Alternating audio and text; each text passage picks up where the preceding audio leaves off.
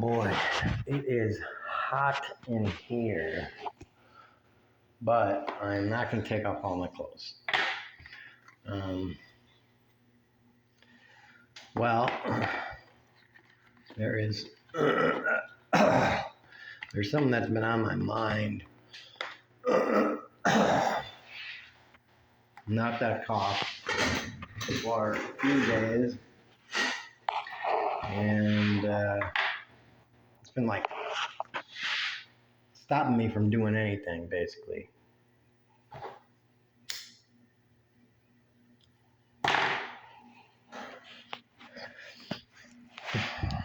Ever since I heard about it on Monday.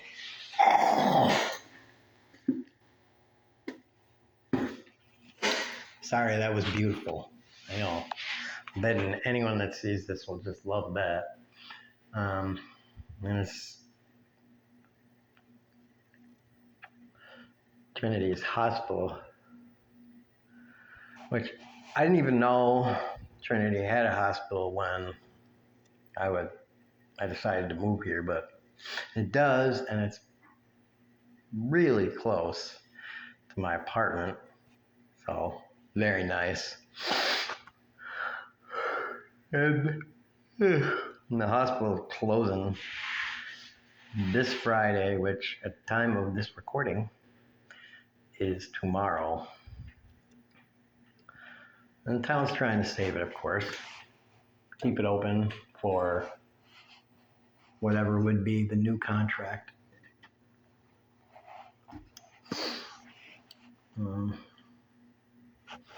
So whatever that would be. I think they're trying to sign a 5-year contract, basically, with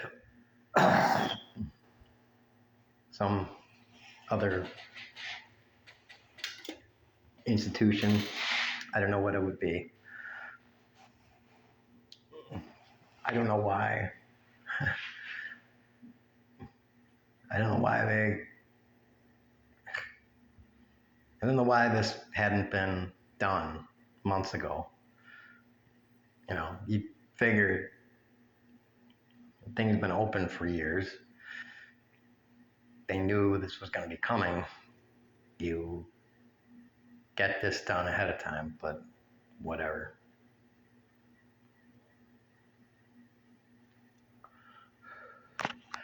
So anywho, it's just been on my mind. I don't know why I hear about this and then it's just on my mind. But so I go walk down there, and after I hear about this, and I visit with them and check it out, and apparently it's true, and then I'm walking back, and I get a crazy idea, like I do all the time, because I get crazy ideas all the time, and I just cast them away. After the moment comes, it just goes. And I think,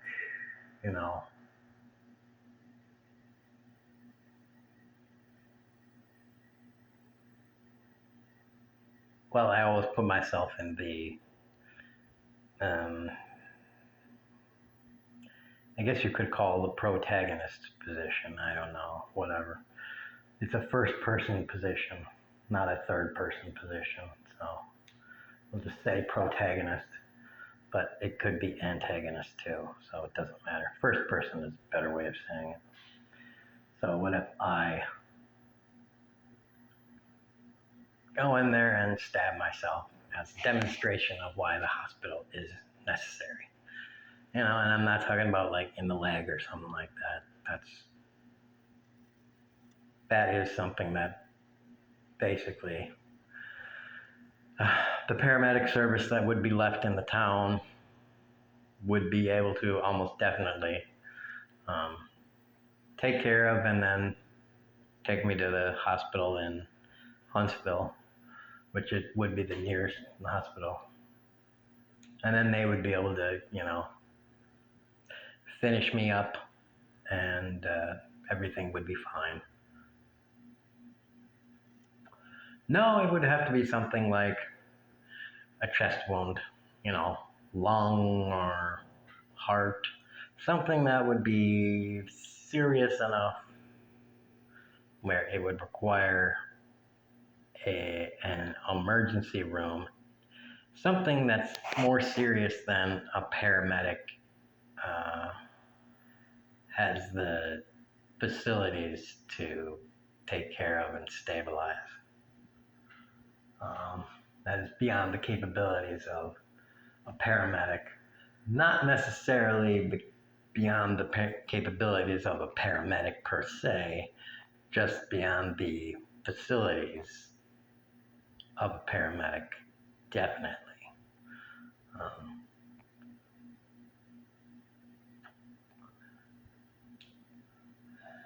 to get to the point where they're stable enough for transport, that sort of situation. And by the way, this is another addition. At that same meeting or whatever, it was a men's club meeting. At that same thing, the chief of police of the town was like, he was talking about how Trinity has a meth problem, a quote, big meth problem. And that's the first I heard about it. And I'm like, well, maybe they will at one point get in some sort of shootout or something like that. And, if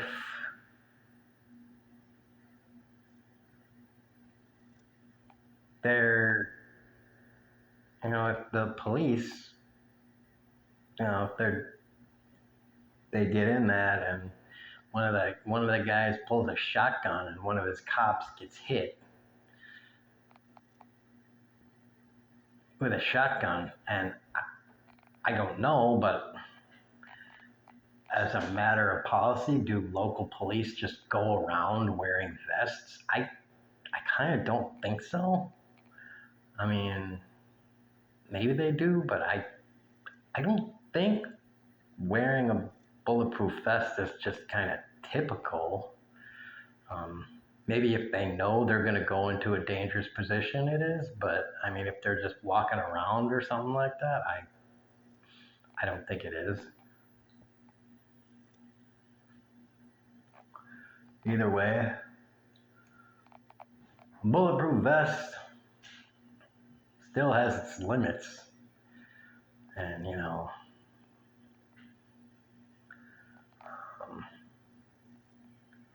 yeah, and it has its area of coverage and everything, and a shotgun blast in the wrong place, you need.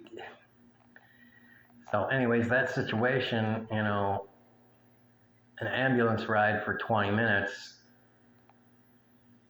one of his cops might die. That is a bad, well, let's just say that's bad PR for, I don't know, the representative, Pete Sessions, for the district, or mayor of Trinity, or any number of people that might have to take the heat for not closing the gap in coverage from when the hospital would close to when it would reopen again. So there you go. And let this be just a case study for any number of small hospitals, rural hospitals, whatever you want to call them, where this could be the thing, Oh, there's a 20-minute, 30-minute, 40-minute ride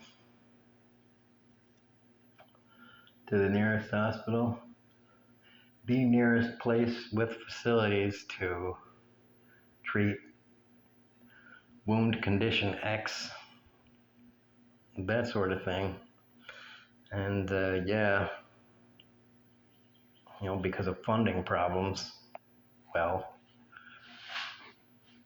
now a person dies, and it's all because of funding problems.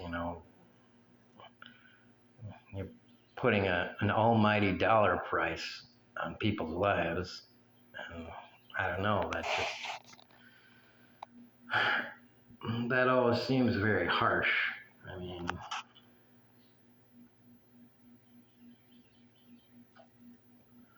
I don't know.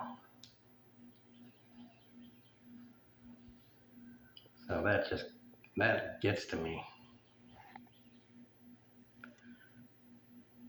So, that's why I had that thought, just make that kind of protest, not the usual bullcrap protest that doesn't do anything. Hey, ho, ho, blah, blah, blah, blah.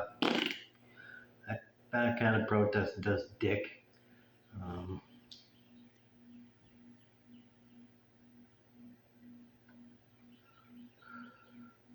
it doesn't mean anything, and it doesn't get anyone anywhere.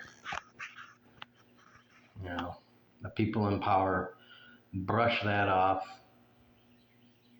like a tiny mosquito bite. No one cares about that anymore anyways. You know,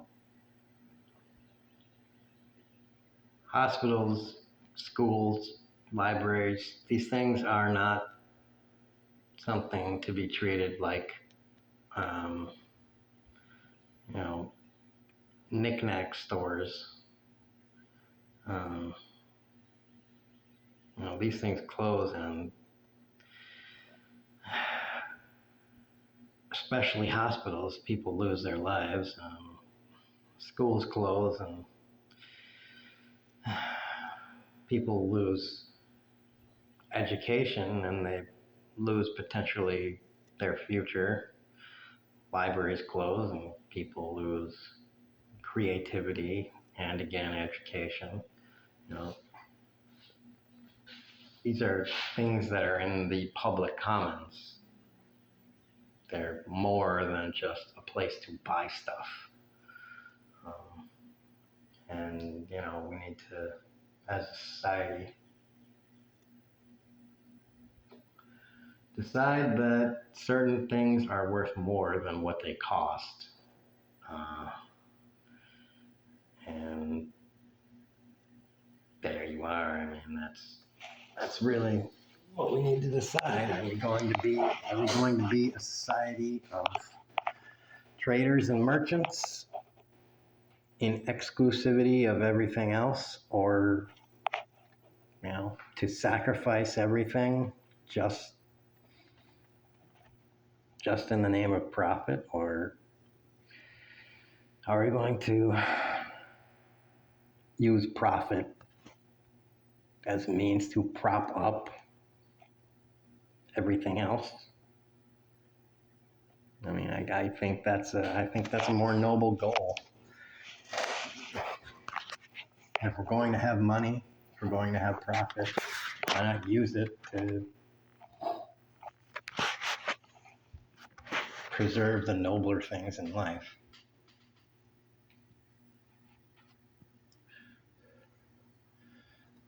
Like education and the health and well-being of the citizens of a democracy, and the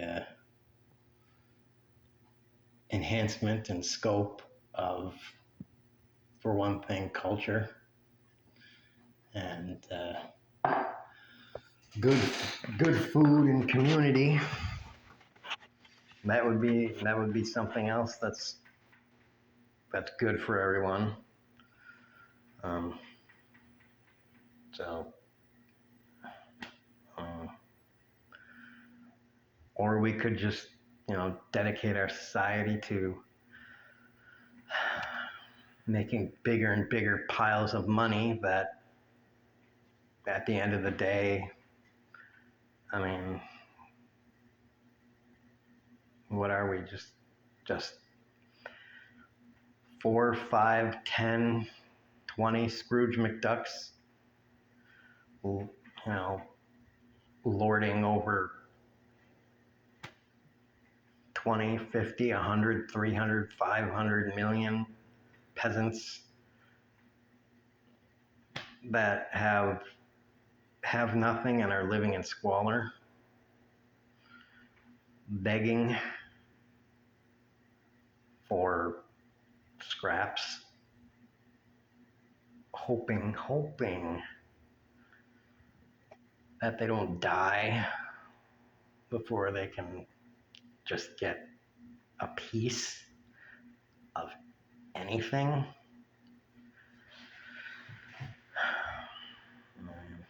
You know, I think we have to make that decision sooner as opposed to later. I think the billionaires need to make that decision too. I think it's in their best interest also. But, you know, I mean,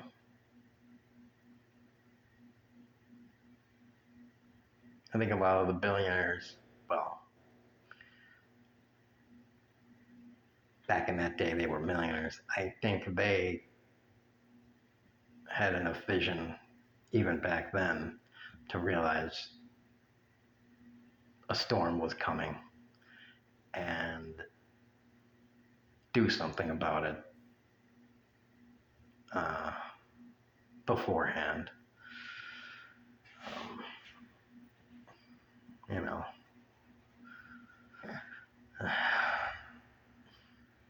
even though you know their hand was kind of forced, they still realized, you know, this is still getting out of hand, and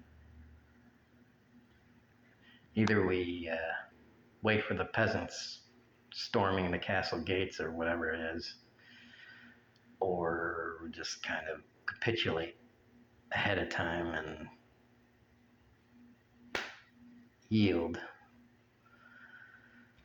I mean, I don't know.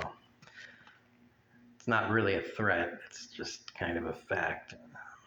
And anyways, you know, the economy can't be built, can't maintain itself on, you know, like I said, 4, 20, 100, 1,000 people having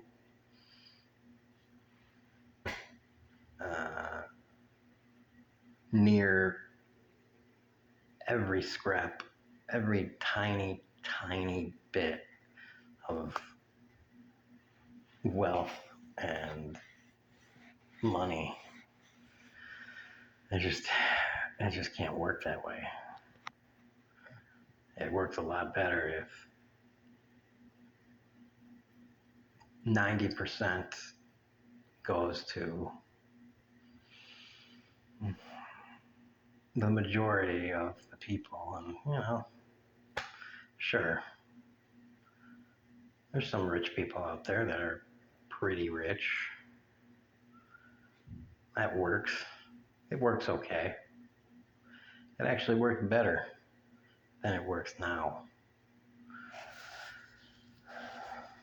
History proves that, actually, but, you know, whatever.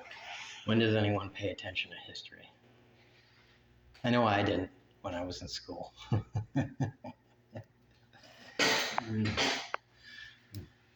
History and English were boring.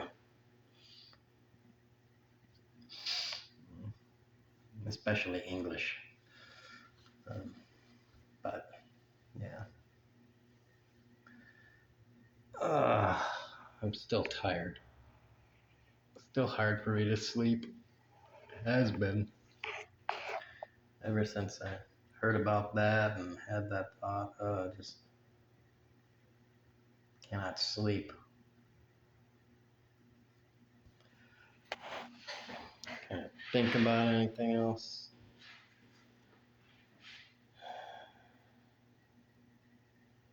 You know.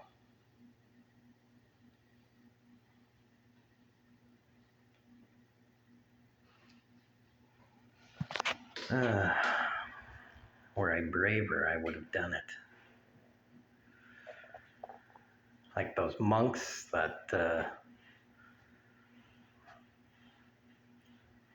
went and immolated themselves in protest. I don't know where it is, where it was, where they did that. But you gotta have some serious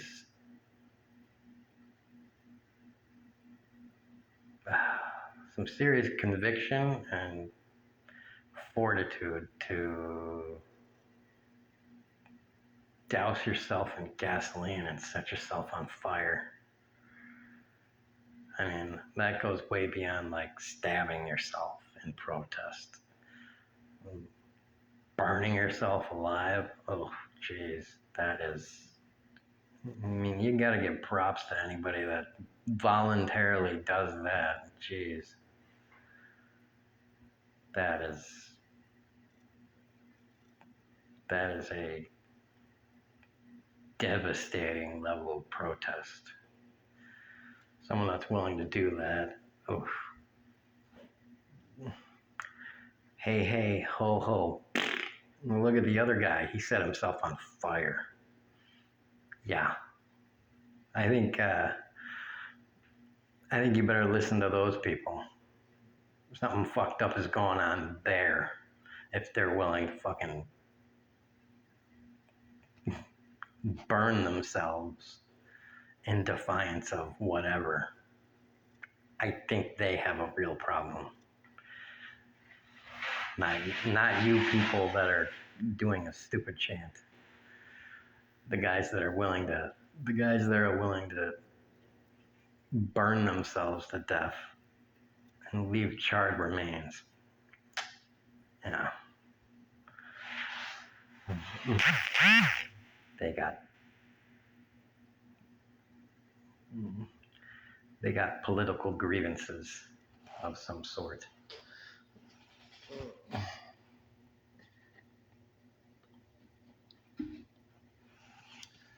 So, yeah.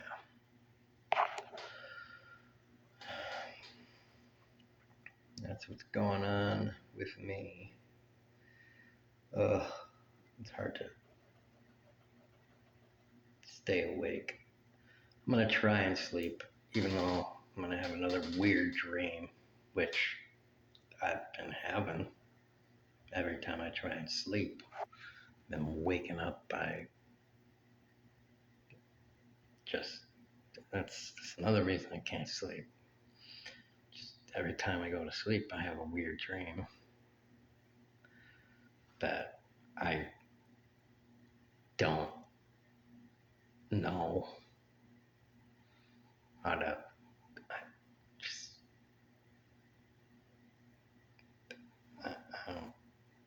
I don't know.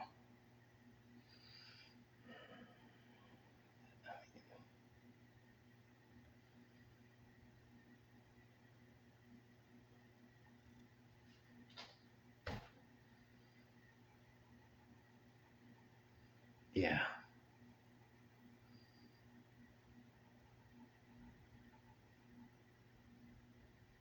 Wow. I would talk about it, but I don't know. I don't wanna. So, okay. There you go. Peace and love. Take care of each other. I am gonna try and sleep. It's getting warm, and that's like the temperature for me to have a nice nap. So let's see what happens.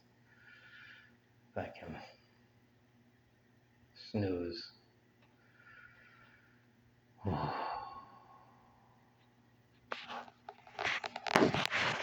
Peace out.